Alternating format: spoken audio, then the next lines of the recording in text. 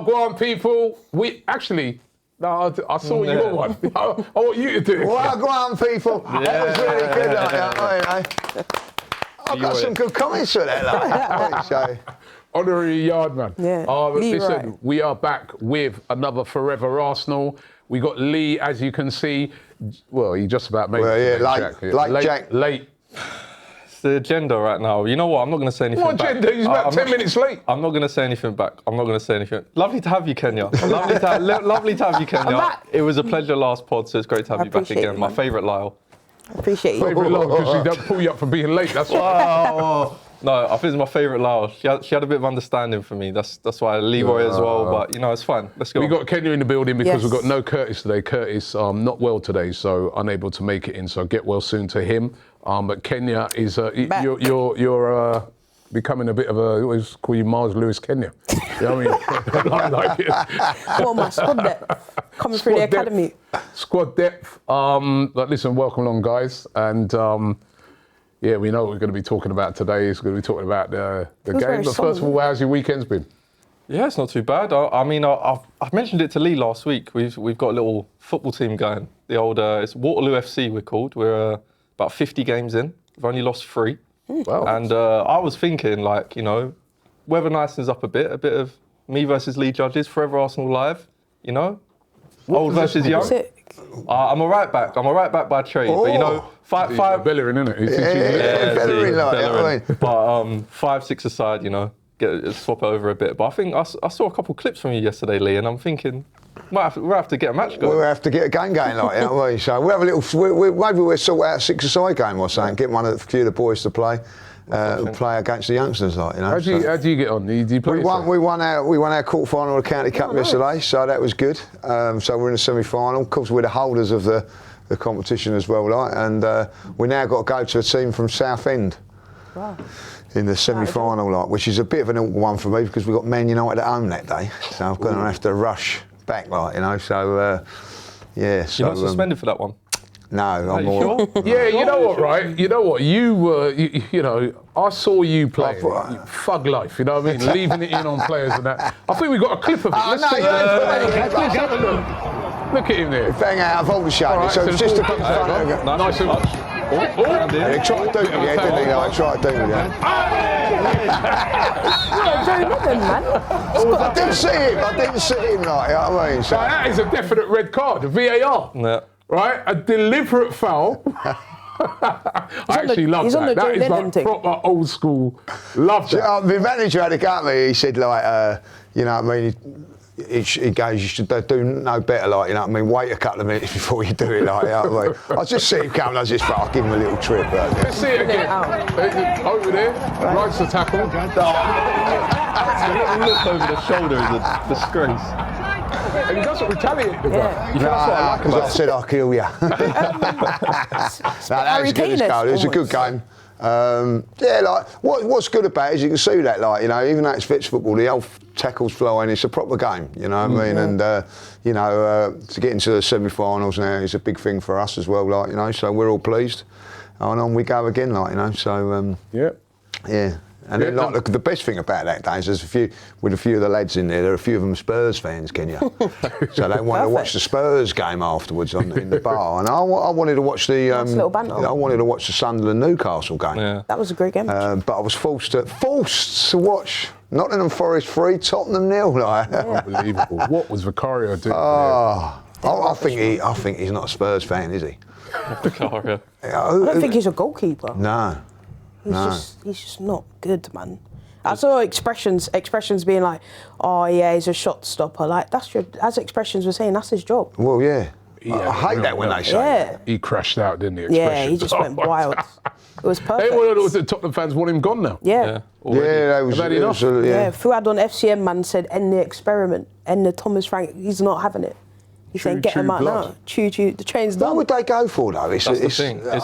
Who do they think is going to come in and take them to? Where do they expect to be? At top 4, I assume. See, I was talking to one of my Spurs mates yesterday, acquaintances, teammate. You know what I mean? I'm not going to say mate, and he was saying, look, what is a bugbear at the moment is you see someone like Sunderland that have completely changed their team right? And they're doing what? So why can't Tottenham? Why can't a manager at Tottenham do that? I know it's a different pressure. Yeah. But they just don't seem to be, whoever they bring in charge, just bad team either, do they? They spend a lot of money. They have a decent when you look squad. at their team, like, you know, Romero, Van der Ven, Jed Spence, right? A Doggy. There's a midfield, Pedro Paulinho, Bentancur, Bergval, Xavi Simons. All those players. Spent a lot of money on these players, right? Up front, they got Richarlison, like, he's a striker for Brazil. Yeah. Not rubbish. Yeah, Kolo Muani. Yeah. Kolo Muani. He was like, yeah. Yeah, he went to Juventus and did really well. Brendan Johnson was doing well before. Brendan Johnson's not even getting a game. Solanke, Kudus. £70 million. Yeah, Kudus. Yeah, he's injured though. But Kudus. Odegaard.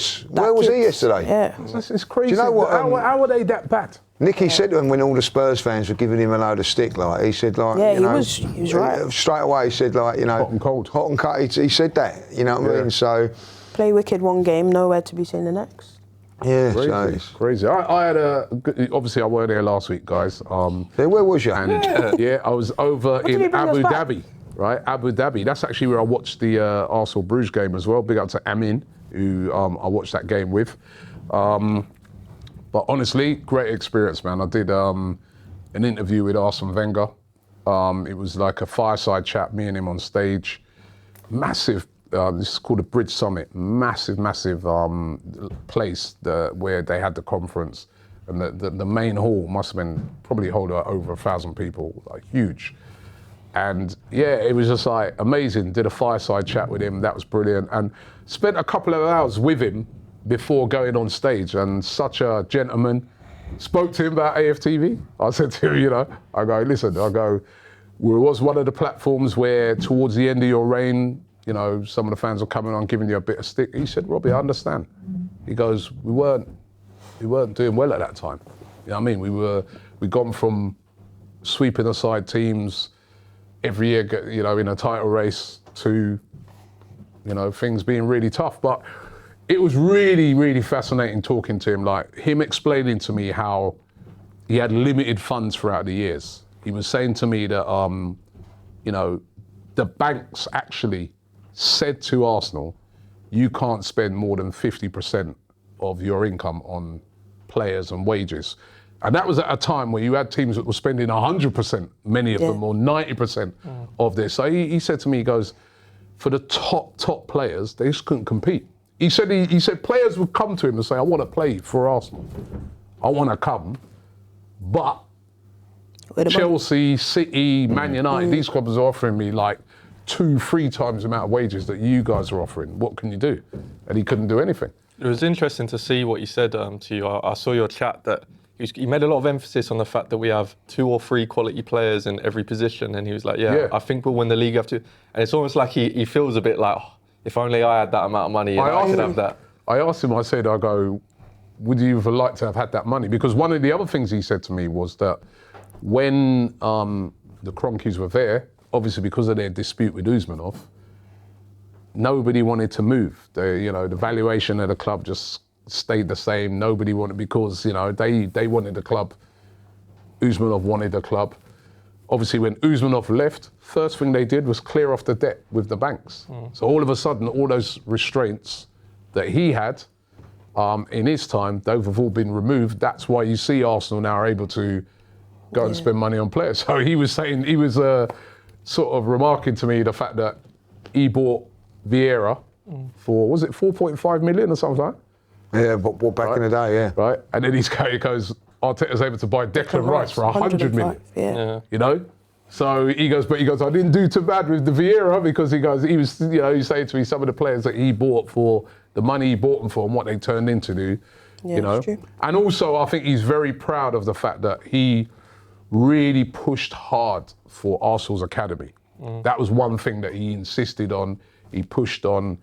He enabled Arsenal to build that academy, and then now he's saying that look at some of the players that are coming out of there, like Saka. Miles. And he's going, how much is Saka worth now? And, you know, Mars, Lewis, Skelly, all these players have come through the academy. So, and he kept saying, every time he spoke about Arsenal, he said we.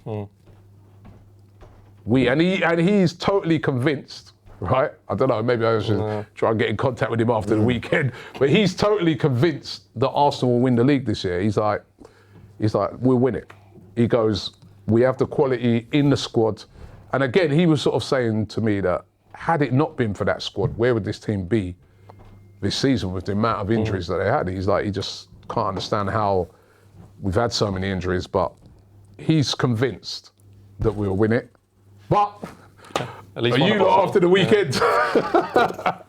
Because that was a horror show. In Arsenal we trust, you know what I mean? Like, you know, I'm not so sure. Yeah. Well, I mean, what's a kick in the? I know. I can't believe it. I've actually. I don't know about you guys, but I've actually gone around this weekend thinking like we've lost. Yeah. I've had to keep reminding myself that it was a win.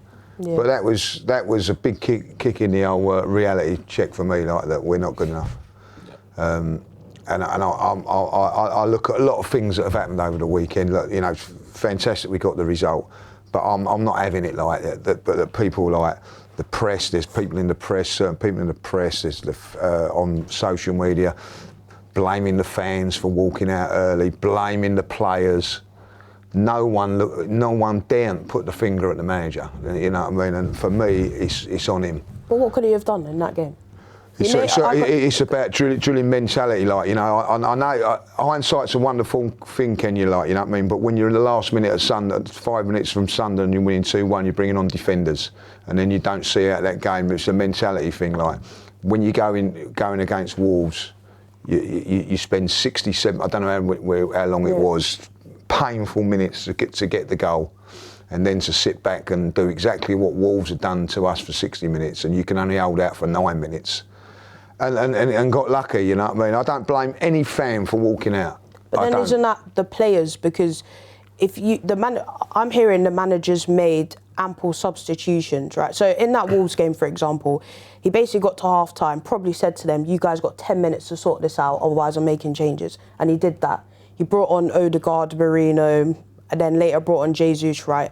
Subs that really should have made an impact. None of them really, other than Jesus, Mikel Merino and Odegaard were poor. I'm with Lee here because I don't think it's based on that game. To be honest, I don't think it's anything too much that is based on that game. I think it's a culmination of things that have been leading up to this point that some of us, especially me, Lee, Curtis, have been pointing at for probably 3-4 weeks now that something's not right.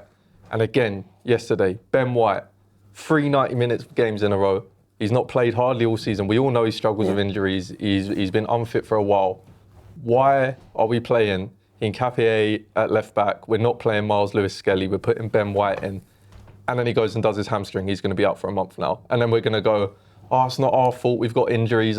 But that's managerial. That's on Arteta for me. I think anyone in that season could have seen Ben White cannot play 4 90-minute games in a row off the back of a 6-7 month injury. I think it doesn't matter who you are, whatever club you are. So I think that's a managerial issue for one. That it just seems like we've been pointed at this. How many times we've sat on this pod and said, the injuries are. Is there something the club could be doing? I think that's a shining light on the fact that there is something going on behind the scenes that we should be better at when it comes to our injuries because it's becoming a joke. I don't disagree with that, but that's one thing out of all the other things. And I look at it like, the reality is, can I blame my manager for Martinelli missing a sitter? Can I blame my manager for our players not playing to our striker strengths? Can I blame my manager for Eze again in another game? You didn't play against Club Brugge, you were awful against Aston Villa. Can I blame Mikel Arteta because Eze's not turned up in that game, or Marino, or any of the team? I can't really. No, I get what you're saying on that, but what it is, he sets the stall. His mentality sets the stall, you know what I mean? Like, I look at that team, when I see that defence come out, you know, everybody says, right, Miles Lewis-Skelly's coming into that team. Why did he not play in that game? And what you're doing is you're putting in Nketiah over on the left side, who is not as good as Miles Lewis-Skelly on the ball. He might be a better defender, but not on the ball. We're not going to defend that much in that game, you know. And then what you're doing is you're putting Saliba over to the left-hand side. As you said, you're leaving Ben White exposed to maybe getting an injury, and that sets a tone. Why are you doing it? Why was that even a consideration? Like, is he trying to be too clever, too arrogant, or whatever? I don't know. Like, you know. And listen, I'm totally agree with you on that. it's not his fault about Eze and all that, like, you know. But he has got to get tunes out of these players. Yeah. And for 3 or 4 games now, like at the end of the day, we go back to the Sunderland game. We don't win. We haven't won 3 games, our last 3 away games in the Premier League, we've not won. You know what I mean? I look back at the game against Chelsea, you're down to 10 men and you don't see the job over the line. Like. And there was a stage at that when that equaliser went in, we was going to go into the next weekend second in the league, you know what I mean? Like, when we could have been, if we'd have been a little bit more positive, a little bit more at it, in positivity, we could have been 5-6 points clear. And what we've done is been far too cautious. And that game yesterday, Saturday, in my opinion, you have to. Everybody is accountable. The players, the management, and also the fans. But I'm not having it that the fans keep. It's not the fans' fault. I don't know. Listen. There's a lot of online, and there's been a lot of criticism about fans leaving and all that. Like, if you wanted to go, you could have got a ticket on the exchange. There was loads of people who couldn't go. Saturday night, 8 o'clock is a joke of a time to play football and all that. Like, but the fans went. They turn up, and at the end of the day, they're paying good money.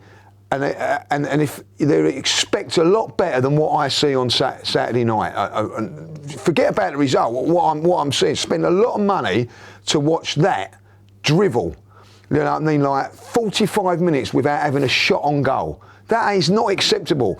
And at the end of the day, listen, I'm not one of those. Like, I'd gone. I'd had to take my coat off, sweating. I thought I was going to pass out, like, you know what I mean? Like, well, I've gone, mentally gone. I see Cecil like not celebrating. I was mentally gone.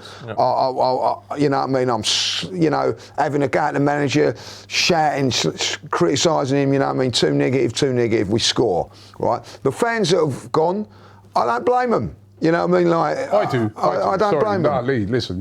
I mean, there's why? It's their prerogative. Yeah, it is your prerogative. You know what I mean? And there are some fans, right? I know one thing, there are some fans sometimes where you've got to get a last train or something like that. Those sort of fans I forgive. If you've gone because, the performance was rubbish, so I'm going, right? Well, then there's no point in going football. Because sometimes, you know, sometimes a performance ain't going to be, well, you're supposed to support the team. And sometimes you go there, it ain't going to be your day. It's going to be a bad day at the office, right? It's going to be a bad day. So what do? Every time it's a bad day, you show no support, get up, walk out, think. What was the point in any Wolves? Big up to the Wolves fans. Yeah, they stayed to the end. Despite the rubbish that Julian was chatting the other day, I was really impressed.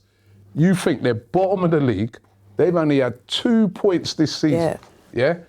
And the away end was full. Yeah. At 8 o'clock on a Saturday. So I want to hear no excuses about fans, right? Yeah. Their fans turned up. They had every excuse to stay at home. They protested in their last game. Yeah, they have every excuse to, because they are not expecting to win and that. And actually, despite losing the game, would have been going away from that game saying at least our team showed us something. So that is football. Sometimes it goes through. They got battered 4-1 at home against Wolves and against Man United, and they were angry. Now they come away, still lost, but a very credible performance by them. And also, I agree with you, Jack, on the whole situation with Ben White. It didn't make no sense to me, playing Ben White, and then now he's gone off with a hamstring. That's definitely the manager has to take responsibility for that. Because why? Why did you play him with Timber back? Timber's had a whole week rested. That made no sense to me. That the manager has to take the blame for that. But the performance of those players, when are they going to take some responsibility as well? Right? Because to me, he tried everything. Like Kenya said, that was a strong team. It's a strong lineup, first of all, because when we did the starting 11, we was even surprised at how strong he went. Strong lineup. When it ain't working, he brings on attackers. He didn't bring defenders on. He brought attack. Marino came on. He took off Zubimendi. He brought Marino. Trossard. Yeah, he went Jesus. for it. So guy out there win the game. And actually, there was if you actually watch that game back, when we went 1-0 up, we had chances after that as well. Exactly. We didn't sit back. I heard all these people saying, well, after that we sat back. We didn't. We had chances after that. We had 2 other chances after we went 1-0 up, which we but we it was didn't a certain take. part of the game when they did, Rob. Right, so I'm just going to say now, what happened was then now, after those couple of chances didn't happen, and we're starting to get there, and this was where a bit, I think, fear came into Arsenal, and I'm going to tell you why, in my opinion, right? All of a sudden, they started to sort of sit back a bit. Now, I think a lot of that was to do with the fact that last week at Villa, it does play on your mind. If you had the game the week before, where you like have conceded as a matter of fact, couple of psychological ones, because Sunderland was a last minute. So what's that tell you? Yeah. Mentally weak. back. Mentally, right? So that Sunderland was a last minute one, and last week was the last seconds, right? So naturally, you're going to say to yourself, hey, let's not go too mad. Right, we've had a couple of chances, but you look up at the clock, there's like, because what did they score? Like with the 89th minute? Yeah. So you look at the clock, you're thinking, yeah, but where I blame the players now, right, is because that approach, nothing completely wrong with that, to sort of see it out a bit, and if you get a chance, catch them on the counter. But they were so passive. He said it in his press conference. Yeah. I see Wolves players just passing the ball, pass. I'm looking at them thinking, when is an Arsenal player going to go and engage one of those, even do what you did, right? Yeah, you left a little, leave something on someone or do. They just allowed them. It was just pass. I'm thinking a goal's coming in. Do you know what I'm thinking? They're going to. These men might score because they're dangerous. It's annoying, man. But we were allowing them to. Look how much space. I mean, it's a brilliant cross, brilliant goal by them, right? Yeah, very good. Look how much space that player had to put that cross in. I'm like, why is everybody just standing off? Is that fear that they've got because of what happened last week? Or they were just so passive. So you're saying now that they're nervous in December. So what are they going to be like in March, April, May? I'm saying that was, listen, and that can be a natural thing, but I'm expecting some of the senior players in there to go and put a tackle in or something like that. You don't just stand off players. I totally agree with you. But what about the first half? Every single first half that we play at the Emirates in a minute, it's walking football. It's slow.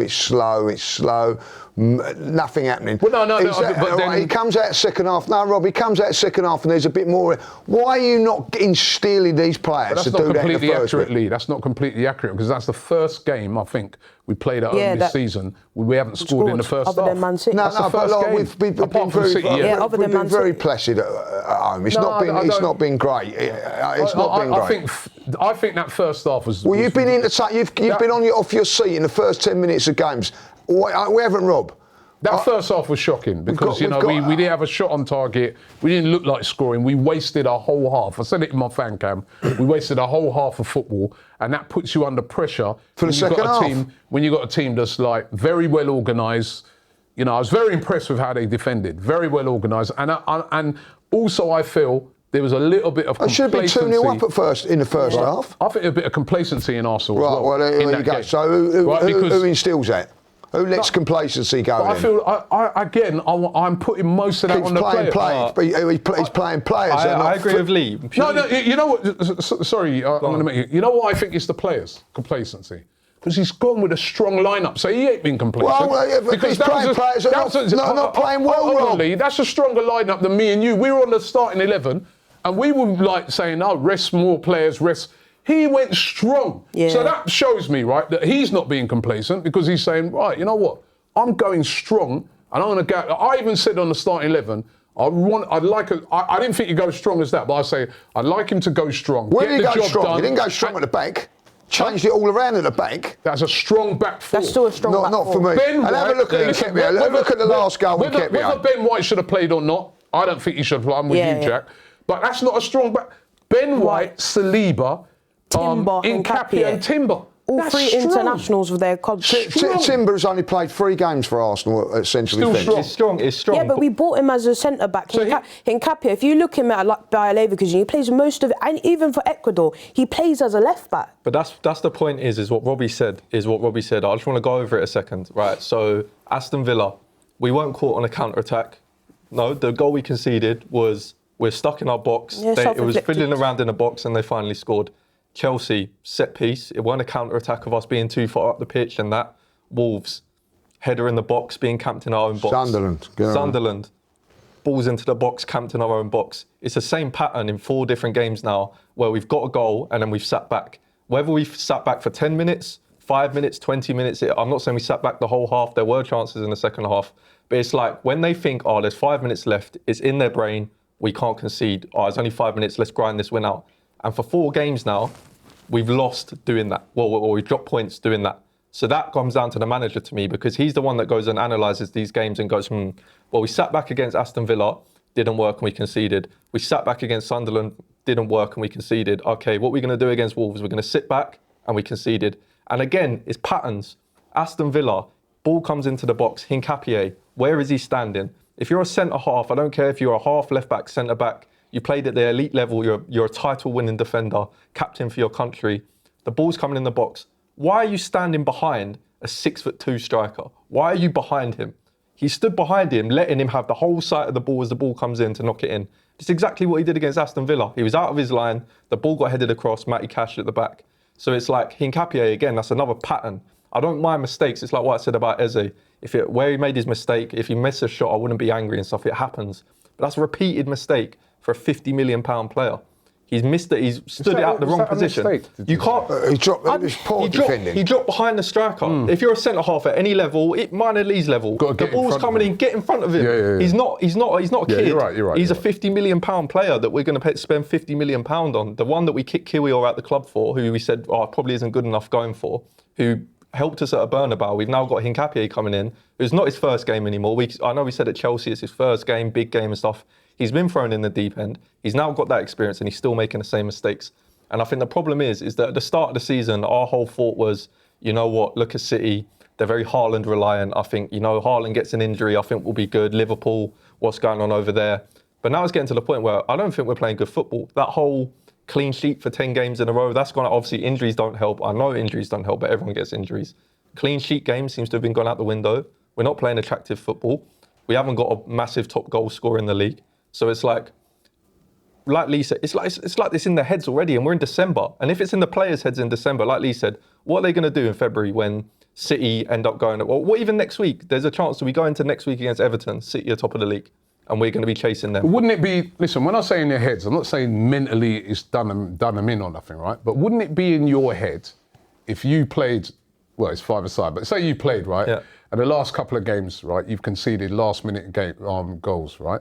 Wouldn't it be in your head to say, right, you look up at the clock, we're nearly there, let's see it out, rather than go gun ho. Not against a team with 2 points all season, Rob. I think if it's it doesn't matter, Lee. It doesn't matter. The main thing is, right, in a game, you haven't been playing well, make sure you win it. The other day... so when are they going to start playing well then? The other day, Man City, they're 2-0 up against Leeds.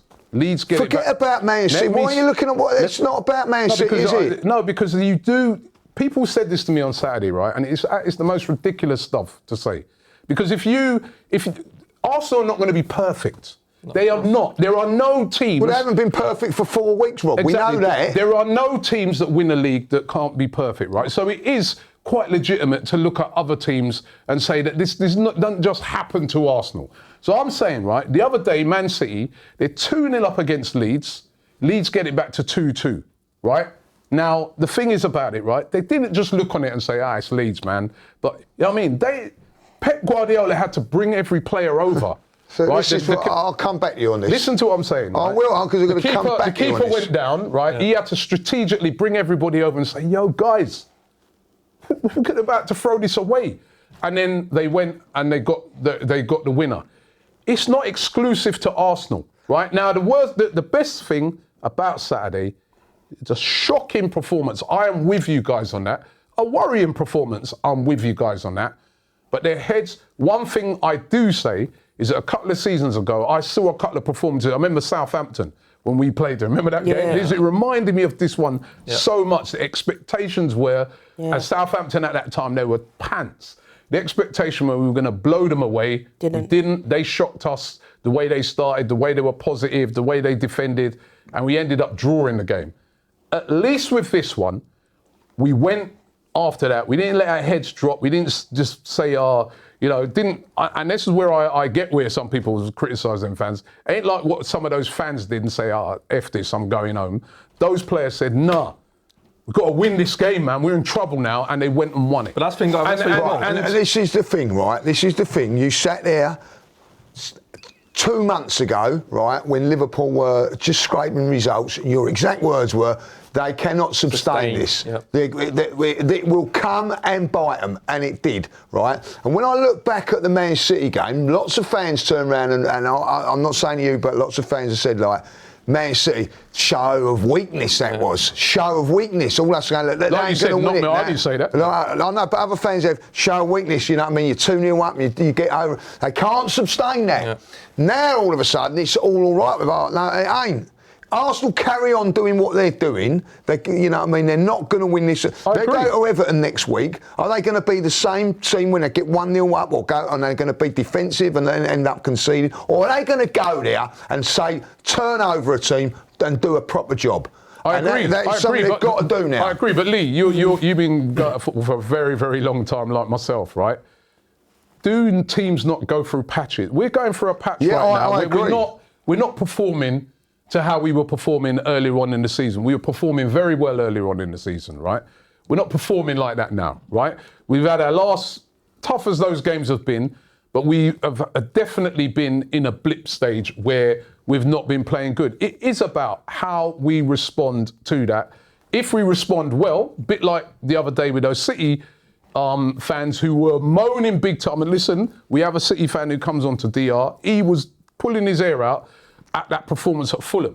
He was saying, he's like, we can't go on like this. We're 5-1 up. We conceded 4 goals. We concede so many goals. Conceded chances We've got against no Palace. chance, he said, right, of winning any league like that. We were 2-0 up. We conceded. We got no...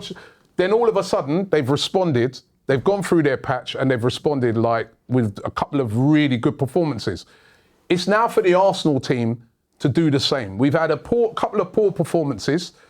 Right, I wouldn't say the Villa was a I would actually say Villa was but that one on poor. Saturday, that was that would have been so damaging had we have lost that game. I get why a lot of fans have got so much doubt in their mind because we've been here kind of before with this situation. But we have to allow these players now to try and show us that this is a blip and that they can come out of it and that they can, because I do think there's been a bit of an overreaction, a bit of a... Listen, Rob, we've been done on last-minute goals at Sunderland, not performing against Chelsea against 10 minutes, a last-minute goal against Aston Villa, a last-minute goal against Wolves. You can understand a little bit of that. Like. And listen, I say this now, you can get away with one of your best defenders for 1 or 2 games. After 3, 4, 5 games, it starts to show. He has to come back soon as we're missing Gabriel now. Like there's no 2 ways about it. You can get away with it at 1 or 2 games. Hinkepi is nowhere near at the level that he has. Now Hinkepi at the moment is probably like what Gabriel was 4 or 5 seasons ago. Like he's going to have to learn and everything like that. And I get what you're saying about we need to, take it on board. We've watched a lot of football. We know it's all there. But what we're saying is everybody, it's everybody. Mikel's, I think he's a good manager. I'm pretty sure that he'll come through. But when things are not right, let's not just criticise the fans. You're the manager.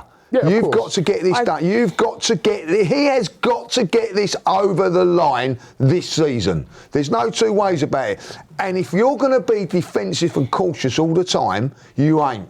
There's going to have to be a change of mentality somewhere along the line. And if you're struggling against Wolves to create chances, I'm not. When you go back to that Aston Villa game, that first half we was crap. Never really put a thing in. It's only till we went 1-0 down that we started to play. Sunderland, first half, rubbish, right? And then as soon as we went 1-0 down, we went and attacked them and all that lot. Well, that is the mentality you've got to have. You're far too cautious. And now, when you go to Everton, let's go for it. And I'll tell you what, if we go to it, even in that game against Wolves, we're back and back. And as soon as we went 1-1, we went, let's get back up front, bang, goal. Why can't we do that? Yeah. But then this is why I was saying before that for this game anyways, that's why I'm not really I'm looking at my players like, why does it take for someone to put a bit of fire under your ass to actually decide you want to win a game? You should know from minute. If I'm an attacking player, right, and I'm going into that game against Wolves, I'm looking at it like, this team's bottom of the league. They can't win a game for love nor money. You should be going into that like, I want to come out with this with assists, with goals. And the reality is, other than Saka, not a single person in that team went into that game thinking, yeah, I'm coming in here with something. And what frustrates me the most is that I've seen this before where there's no left-hand side. It was just Saka. What if there is no Saka? Yeah, I think that's the best point you made. Saka was outstanding. That is the issue. Like, why is people it having a go at him after the game? He was brilliant. I was doing fan camps, right? I was doing fan camps after the game. There's people having a go. Only one. Only one. The only one who showed any sort of incentive, especially taking on his to go forward. Like his mentality, like Lee said, was I want to go forwards, and that's it. And all the other players are thinking, but just wanted to bring some stats here, just because what we were talking about at the start of the season was Haaland, don't worry about City, it's a Haaland one-man team. Sustainability, don't worry, it's going to catch up with them. What if Haaland gets injured, Liverpool, and we're this big, amazing football club, right? So we start with our forward line. Shirky has more assists than Saka, Trossard, Eze, and Martinelli. Yeah. He also has more assists than all of them combined. So all of them together, he's got more assists. He's a young player, 22-year-old, first season in a new league. He was also out injured for 3 weeks. Still more assists than them. £30 million player, by the way. But even if we want to ignore that, okay, so that's Haaland and Shirky gone. More goals than Trossard? Foden has more goals than any of our players this season. Foden has 7 non-penalty goals this season, which is more than Saka and our top scorer, European top scorer, Gyökeres, combined. So that's more goals than them combined, who was also out towards the start of the season. Is this Premier League or all Premier League? All Premier League. Right. And then we get told, we don't want to play Lewis Skelly because, I don't know, we want a bit of experience in the back line. And, we don't want to play Wanyeri because we've got Eze and stuff. Man City at the moment, 22-year-old Shirky playing out of position, not far off Wanyeri's age, top of the assists in the Premier League, been out injured. 20-year-old left-back, Riley. I think City have conceded less goals than us in the past 4 games. With him at the back? With him at the back, a 20-year-old left-back that we're getting told we can't play our 20-year-old left-back because of certain reasons. They've got a centre-mid playing at right-back in Mateus Nunes, has been playing right-back for them. So they've got a Ballon d'Or winner missing in Rodri for the half the season, if not all the season. We spent more money than Man City in the summer. So we normally have the excuse of, but it's City, they spend we spent more money than City, etc. And then I just wanted to speak on the players that we have signed, Gyökeres and Eze in particular. Hincapié maybe, but maybe is only a loan with option. But Gyökeres and Eze, how much money have we spent on them? £140 million-ish with add-ons and stuff like that. Do we think that Gyökeres and Eze have brought £140 million of value to our squad? No, the jury's out. Can I just reply to that? Okay, there's a lot of stuff said, I'm not disagreeing with, look, the stats aren't great, but you can also sit here and say Man City, who have they played? They've played Leeds at home, do you know what I mean? They've played easier games. We've been away to Chelsea, we've been away to Aston Villa. We're talking about a team that's top of the form table, a team that Man City actually lost to as well. We actually have to put all these things into consideration. It's easier to play Bournemouth at home and Leeds at home than it is to go away to a Chelsea, to an Aston Villa, to a Fulham, do you know what I mean? That really and truly, Man City should be beating those teams.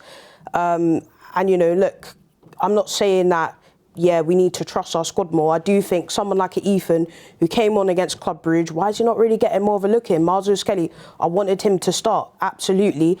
I'm not sitting here saying that Victor Gyökeres and Eze, they've been performing to the top level, but there's still a lot of time. But I would also take a bit of, them stats are a little. Because how much did they spend in January last year? Yeah, they spent about 300 million in January last year, and they went mad, right? How many goals has he scored this season? Marmoush. Of course. Yeah. I think that's where the difference is in a big club. No, because you make those stats. There's context around but there's a lot of context around that. They went mad in January last year. Where's that defender they bought? That Kuzanov and all that? Yeah. What's he done since he's come? But this is the point. They bought Marmoush and then they replaced him because he didn't work. They said Marmoush, 60 million pounds. How many goals has because Eze scored more goals than Shirky, hasn't he?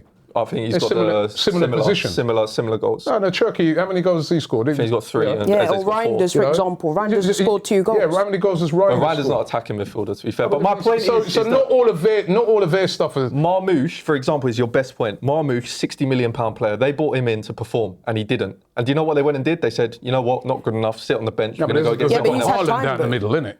Okay, so it comes to January, we're top of the league.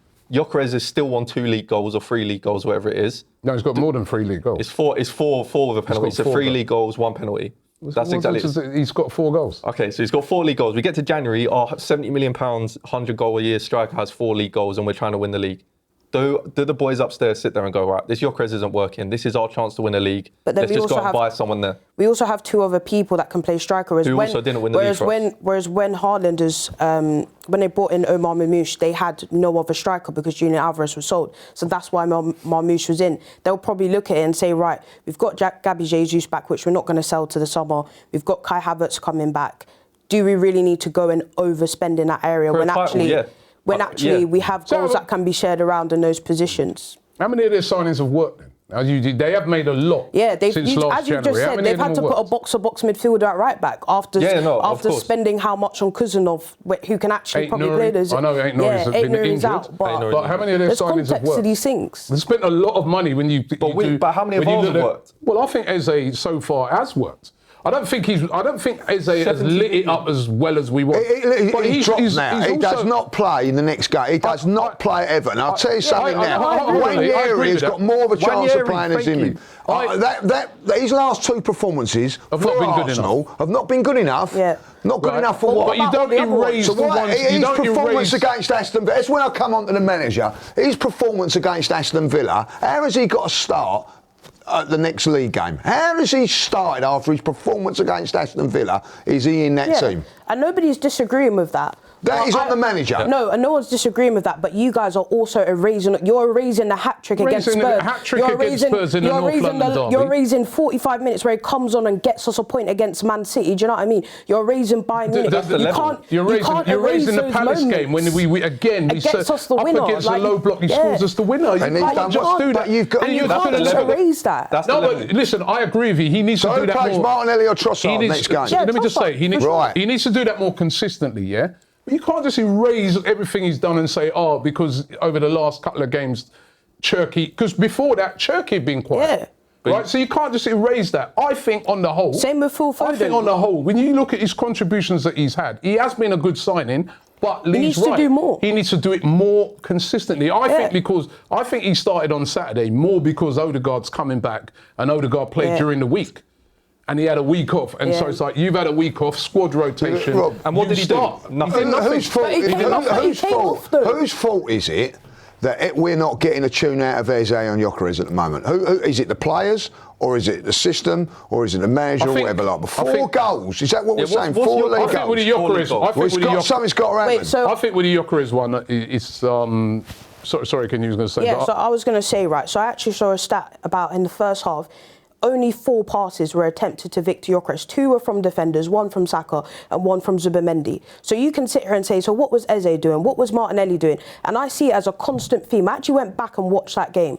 And I'm like, why did it take Trossard having to come on in the 60th-ish minute to actually create service for our striker? Why is service being, I'm going to pass you on the halfway line? No. No, but that's an excuse because Declan Rice across the box. That's one chance. Saka across the box. We've bought a guy. We know his strength is you're not tracking back. That's not your thing. Your thing is not dropping into midfield to go and get the ball. You stay up top. I'm seeing I saw him in large parts of that game on the halfway line having to pick up the ball and play it into somebody else.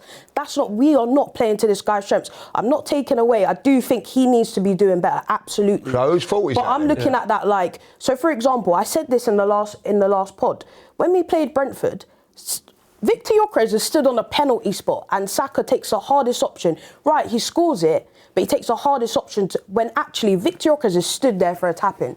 I've seen that so many times. Why do we play to the strengths of Mikel Merino, who's a box-to-box midfielder, more than we do to our number 9? That is a massive issue. And you do have to look at your players as well and say, why is Martinelli shooting there when our striker's actually in a box? Why is Odegaard constantly passing over to Saka, who's got 4 people on, when actually Victor Gyökeres is in space? There's a lot of talk to it. They don't trust him because every time they give him the ball, it bounces between his shins. And it's the same thing that Aston Villa, Declan Rice, that peach of a ball in front of your prime striker ball. And we said, you know what? Yeah. Me and Lee spoke about that exact chance. Gyökeres wasn't there. And we can forgive him, like you just said. He's not the guy that's going to drop back and track. We can forgive that.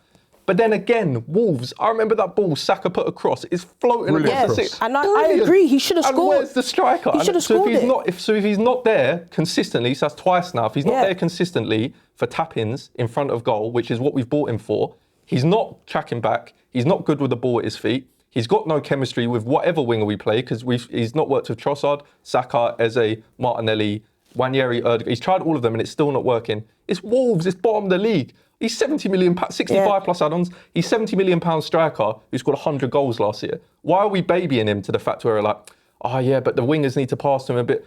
Jesus came on, the exact same crosses went in the box. Yeah, it weren't his goal, but he still roughed up the centre-back enough to get the ball in the net. Yeah. Gyökeres had balls go in the box and he just weren't there. And it's like, well, if you're not in the box and you're not tracking, where is he in the game? This is what I don't get. If he was getting chances and it was like, oh, if Gyökeres did that, he would have scored. I can't remember anything he did in the game. I can't tell you one thing where there was that time when he got that great turn. And he had a shot. Exceptionally well with that. He done brilliant.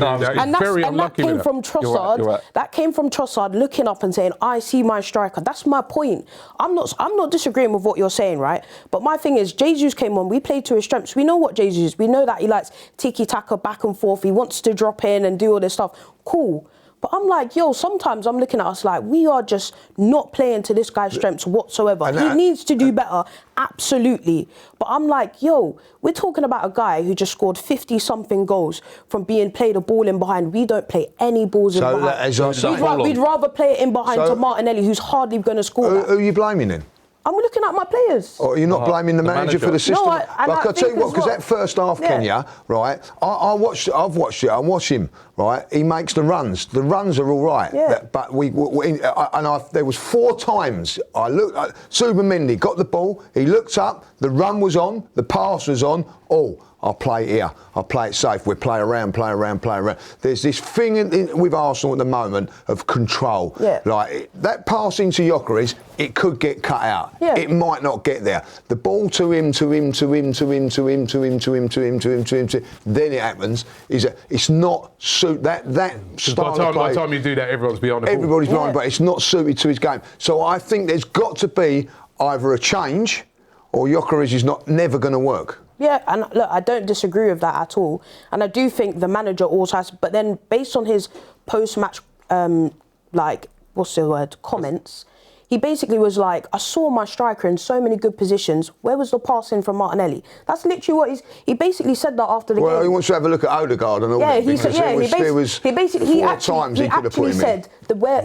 actually said midfielders. I saw my striker get into great positions, but the midfielders.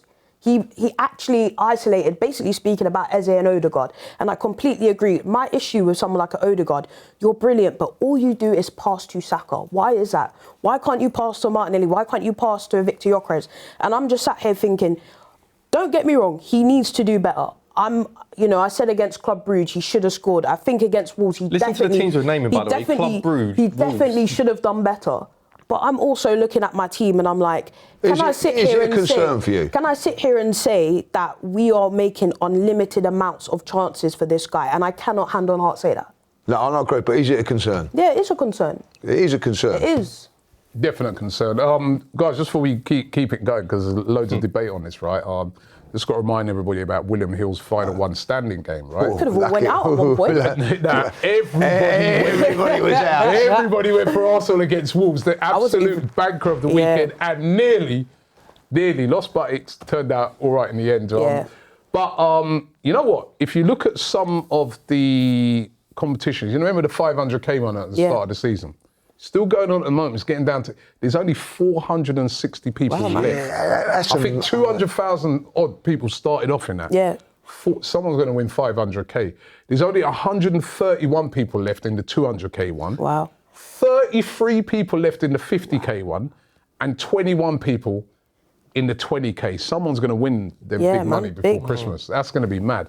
But listen, if you want to, if you've been knocked out of the final one standing, which I have been a couple of times, it's good news, right? It's a brand new game that's live now, with a boosted jackpot of £100,000 for this weekend. The deadline to enter is on December the 20th by 3 p.m. You've got to get your entry in before that, by 3 p.m. We're going to do our picks on Thursday. Yeah. So we'll do our picks then. We'll be back. So that's a new one now then. It's a new one. Well, It's you a new can't- one, another new one. Yeah. Oh yeah, we can actually because it's newly. Well, did you go Arsenal last week? Yeah. You did? Yeah. You did? Oh, so you can't go Arsenal this week, right? You But also we decide we'll make our picks on Thursday. To play, you've got to download the app or scan the QR code on the screen. Don't forget, you've got to be 18 plus, based in the UK and Ireland only. Always gamble responsibly. There's T's and C's that apply, of course. And the link of all the information on it is below, right? But somebody's going to be a big 40. Imagine if you're in the last 460 for that 500k. Yeah, man.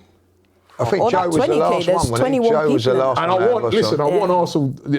There's two reasons to beat Everton because they're the ones who knocked me out as well, right? Of that 500k Yeah, when I it's was true. doing brilliantly. I told him not to pick them as well. And he did listen to me. right? But yeah, Still heated. it is heated. It is you know really what, weird, right? Because you wouldn't think we won the game. No, bad, that's isn't the it? thing you got. Guys, after the game, right? Ryan on production, shout out Ryan, literally was there trying to like. I was so angry. Like I think I went to see what my fan cam title was. It was "This has ruined my weekend." That's how angry I was. I feel I was. And the Ryan same. was like, "Oh, but we've won, and I'm just like, yeah, we've won, but that's not the point." But Like, the problem is, Kenny. Well, not the problem. The thing is, how important was that It's win now? important. When you look at what happened at the weekend, imagine if we had drawn that game. yeah, That would have been an awful draw, right? You know, City won. Villa came back from, they were Yeah. 2-1 down. They came back to win that game. 3-2. If we had not won that game, And that's what you have to, we've all moaned today, like I've been moaning about you. You have to give You only moan. credit. I still give credit to the players. Especially For somehow, you've got fans walking out. I give credit to Saka. You've got fans having meltdowns, and you know what I mean? And they still got it over the line. So you have to give credit for that. is that the only difference between And what they've done over the years? yeah, no, listen. Do you know what? There's two. I've criticised Mikel, right, and I will criticise him for that. Yeah. But what I'm gonna say that two things that inspired me to just think, hold on a minute here, is Declan Rice walking off the pitch. Now Angry. Declan He's angry as us. always goes round. So good. Right, walks off the pitch angry, just like us. He felt what we was feeling, not good enough, and walked straight down the thing. So I like that. That shows me that he's good. And also, Mikel had the right ump.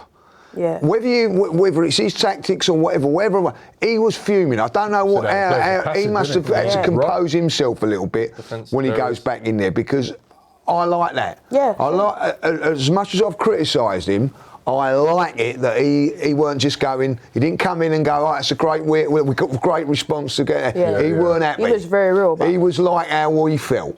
So I think that as much as we got the win, deep down we're all, hold on a minute. And if your manager's thinking that as well, then that's great. And so that's what I will A lot of work compliment to him do for this that. week. That's why I was saying in this game particularly, I don't know if I can really blame the manager, because I looked at that lineup like, right, there's a few things I would have changed. I would have personally not played Ben White. I would have had Miles in.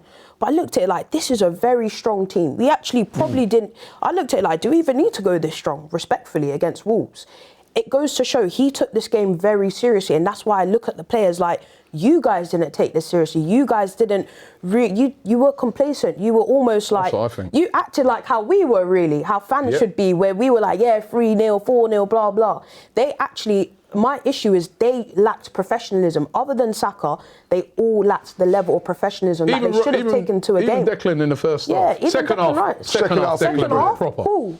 But first half he weren't. Weren't No, great. So they've had to roll it in at half time? Do you think, right, that I agree with you, Ken. Do you think, even if it's just in your mind, right, that you're thinking to yourself, Wolves, man. Yeah, of course. Yeah. Which you shouldn't.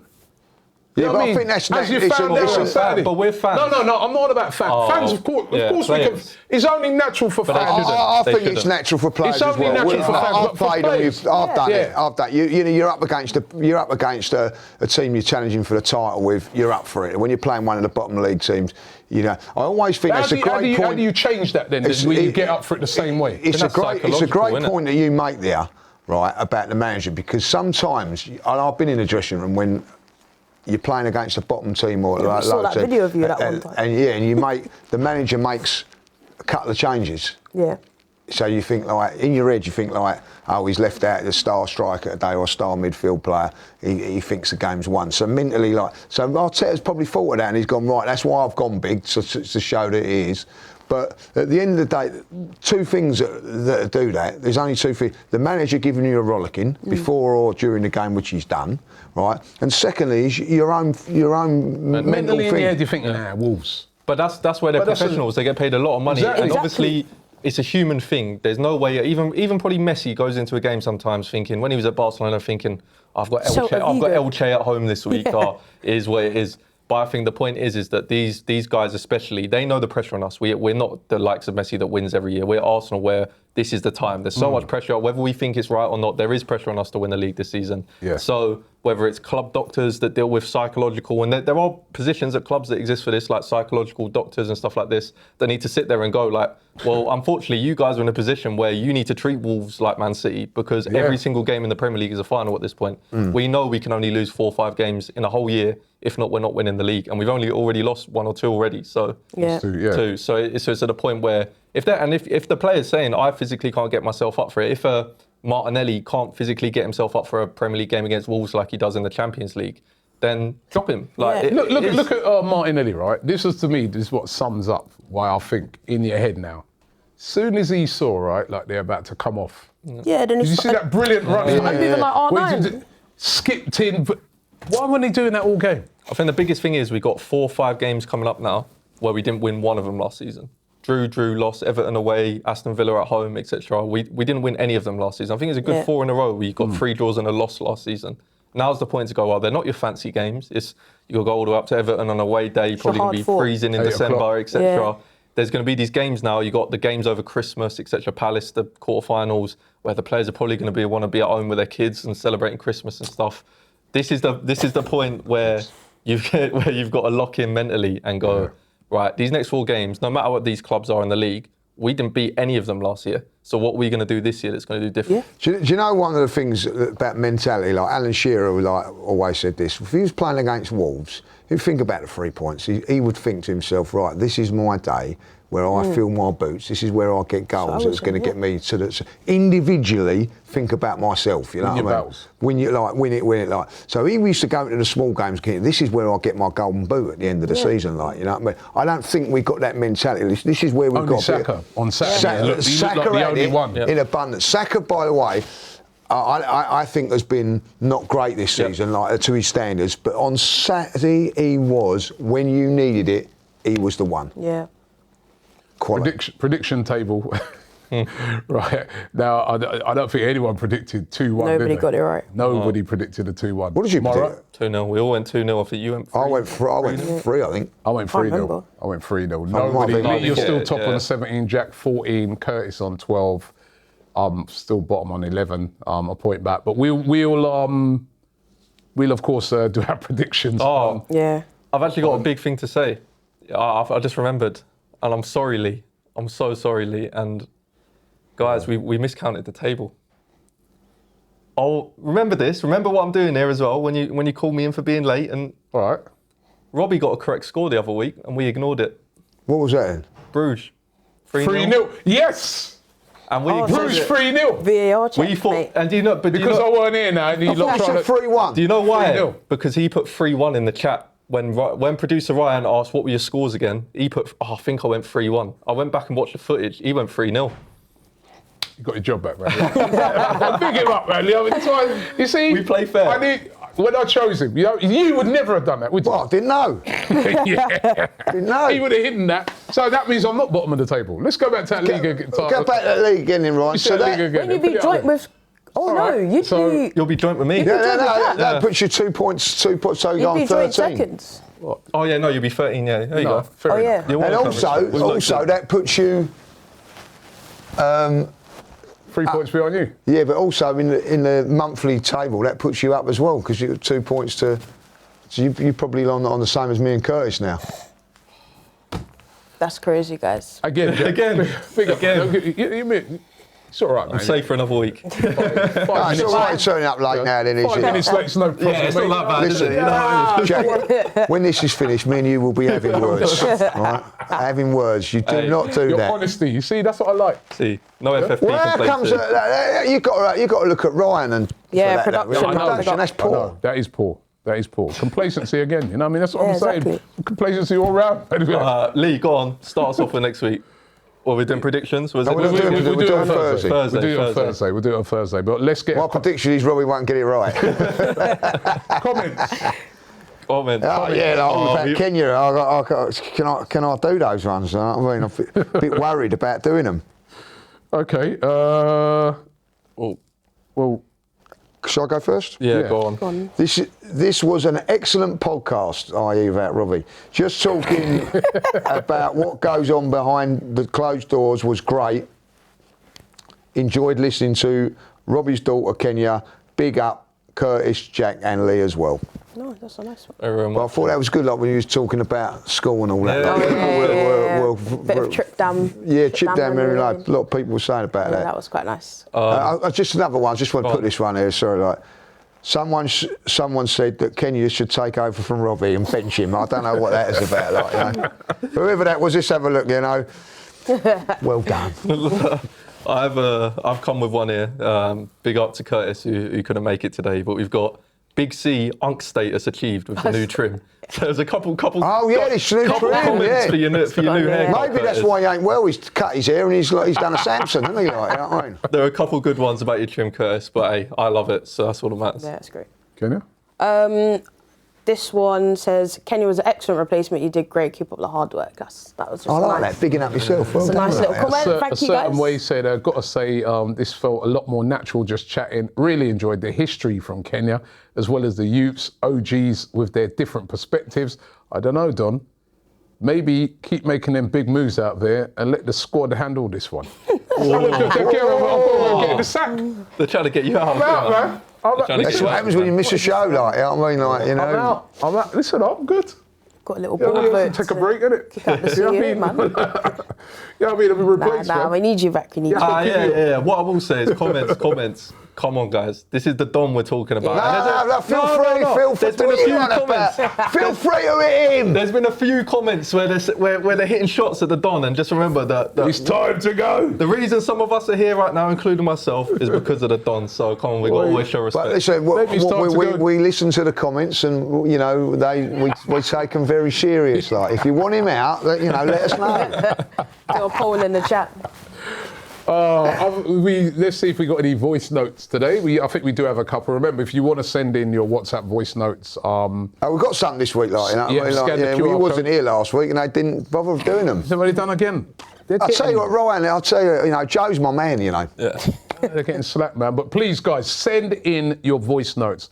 We love to hear from you guys. Trust me, this is your show.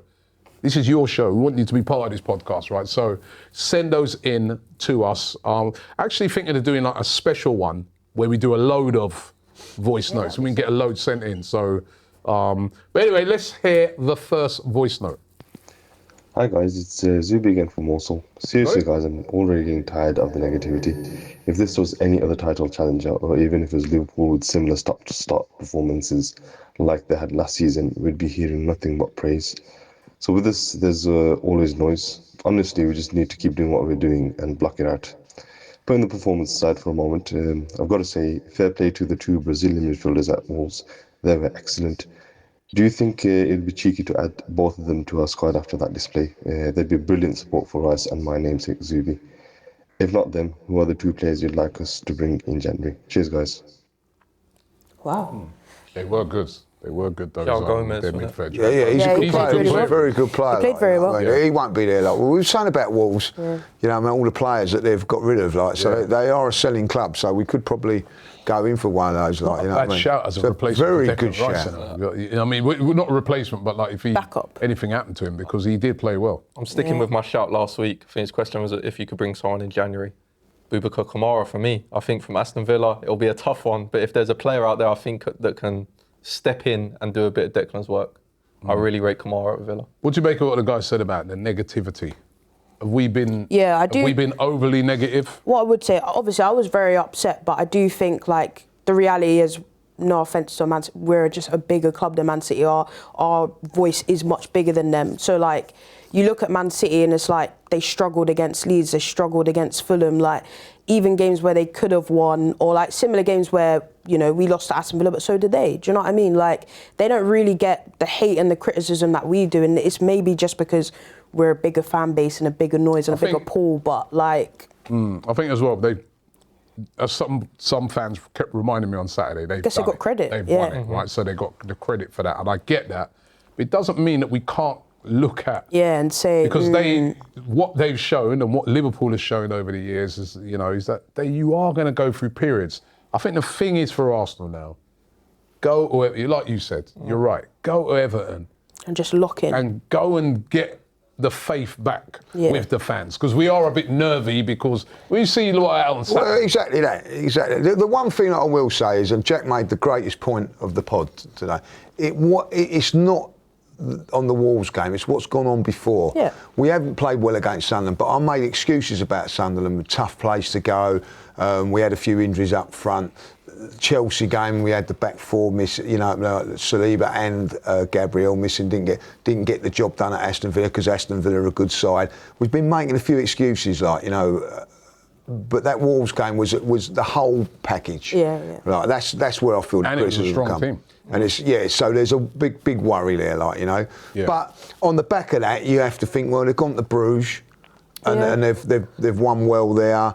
And the other thing is, a lot of other teams come back from Europe and don't win and whatever. So listen, I get all of that. It's just sometimes as fans, you just need a bit of reassurance that we need and Everton is now a big game to get that reassurance back. Need something at Everton. Let's get a final voice note. Hi guys, Russell from Cheshunt.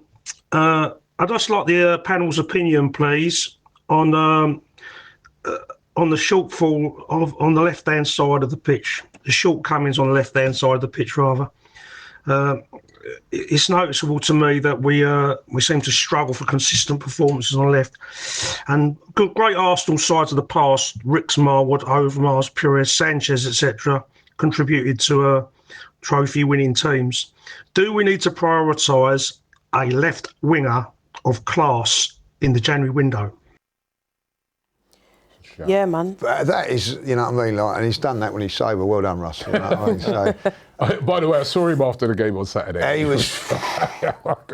weren't happy he was fuming. But he makes a great point. I do think we've got to... Yeah, we need a consistent... We've got to upgrade on that left-hand side. I think it's a summer one, though. Controversially, I don't think it's a January one on the left, purely because of the fact I think our best forward across the whole front three this season has been Leandro Trossard, 100%. who is a left winger. Even looked good when you came on, didn't he? Yeah, good again. So I think unlucky not to score. If there was if a Rafa Leao or something in January put a transfer request in, I do think we should be over it. But I think sorting a Declan Rice but rotation for Declan Rice should be top one priority over anything before. But I do get what he says. The right-hand side does seem to click a lot more. Timber and Saka, Ødegaard sort of drifts over to that right-hand side more. Calafiori is not really an out-and-out left-back that's going to be bombing up that left-hand side. So a lot of the time it is, whoever our left winger is, Martinelli, Trossard, Eze, they're always isolated out there. So I think it's a system thing. But no, big up Trossard this season, so I wouldn't go too strong in January on that side yet. I would. I know, I look back at our last title in 2004. We had Wiltord, Henry, we had Bergkamp, we had Perez, we had Lundberg, and we still went and got Reyes. And that was the one player that just pushed us over the line that season. And I think we need to do something. Because I think Manchester City and Semenya would be one. To me, if you go and get someone there, apparently he's got his release clause. Yeah. Right? But to me, if you do go and get someone there, it has to be someone that hits the ground running. Yep. Yeah. Right? Someone from Premier League ready, hits the ground. It can't be some youngster that's going to need time. I think any signing that Arsenal made in January has to be a person that can just come in and just... Almost like how Trossard was when he first joined. Yeah. Or Jorginho, or do you know what I mean? Someone that just comes in, they knows what they're doing, they know the league, do you know what I mean? Yeah. But Do we need some? You're right. Trossard, that's been brilliant this season. Yeah. Yeah, but you still, Trossard would still get his games. Martinelli would still get his games. But you need just, I think you're going to have to get some just to push those. Push, yeah, like, you know. And also long term, you know, I mean, Trossard's in his 30s now. I'm not saying you'd be phasing him out because that's a harsh word, but it is what you're going to have to do eventually, like, you know. So, I just think. I look at others when we won the league, you know what I mean? I just think it gives you a little bit of a spark, and I think that we need that. Yeah. I really do. No, I don't disagree. Might need a striker as well, you know. We always listened to what you were saying earlier, right? And the thing is, Jesus is back, but prone to injuries. And when's Havertz coming back? Is he coming back? Yeah. What's he going to be like when he's come back after being out for so long? That's a little bit of a worry. When is it? There weren't even no news about him, was it? Like, you know? We've got an elusive manager, guys. We're not going to find out. Days, isn't it? This days all the time. Matter of weeks. You know? How long is that? He's close. Yeah. Anyway, thanks for those voice notes once again. As we said, send them in to us. We love to hear from you guys. We've come to the end of the show today. We did actually win. We did actually win. We did win. The first win that feels like a loss. But listen, we understand that, like, that was a horrible performance. We must do better than that next week. But thank you very much, Jack. Kenya, you've done well again. Thanks. And brilliant. Thanks you, Lee. Thank you. Calmer now? Yeah, I think you need to get it off your chest a little bit. At the end of the day, we won the game. As bad as we played, that's the biggest positive you can give it. Yeah. Bad as we played, we still won the game. So you've got to take that positive. Yeah, and guys, don't forget, final one standing, as I said, 100k boosted jackpot this week. You've got to be over 18 to enter. Have to do it before 3 p.m. on Saturday, right? And don't forget, T's and C's apply. And please gamble responsibly. If you want to get involved, scan the QR code on the screen or click the link in the description for more information. Thanks very much for watching this edition of Fourever Arsenal. We're back on Thursday. It's an important game. Everton away. First time at their new stadium. Big game for Arsenal. Can they get the job done? Can they restore the faith in the fans? It's going to be a really important one.